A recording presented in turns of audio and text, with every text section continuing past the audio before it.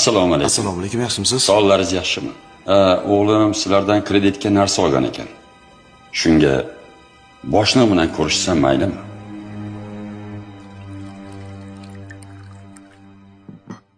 Marhamat, xush kelibsiz. Rahmat. O'g'lim sizlardan kreditga narsa olgan ekan. Yo'q, kreditga emas. Minehouse kompaniyasida halol nasiyaga savdo qilinadi. O'g'lim sizlardan tashqari juda ko'p joydan qarz olgan ekan. Mana shu sizlardan bo'lgan qarzimizni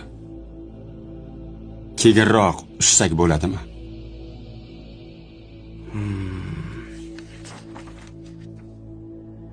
Oho. Otaxon, o'g'lingiz ancha narsa olgan ekan. Lekin bir yildan beri hech qanaqa to'lov qilmabdi. Bilasizmi? O'zi bitta o'g'lim. Bu kuydirgi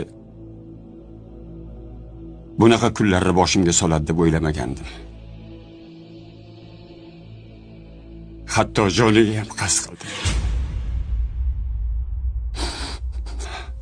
Jon bolam, o'g'lim, yo'q demang. O'zi bir narsa qilib qo'ysa men nima qilaman? Ochig'i, uyimizda halovat ham yo'q. Har kuni ertalabdan odamlar qarzini so'rab kelishyapti. Sotadigan narsam ham qolmadi. Faqat bitta narsam bor. U ham bo'lsa mana shu jonim. Shuni garovga qo'ygani keldim. Xohlasangiz tiz cho'kib sizdan iltimos qilaman. Yo'q, otaxon. Yo'q. Ota, o'zingizni bosing.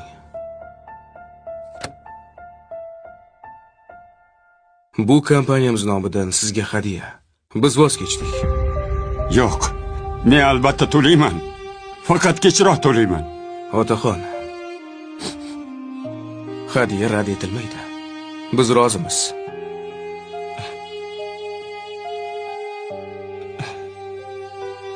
O'g'lim tug'ilganida xursandligimdan xalqqa osh bergan edim, o'g'il ko'rdim deb.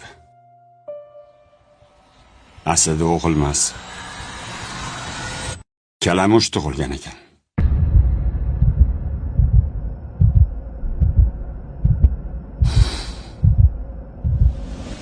Farzandingiz haqida unaqa yomon gapirmang. Olmani tagiga olma tushadi.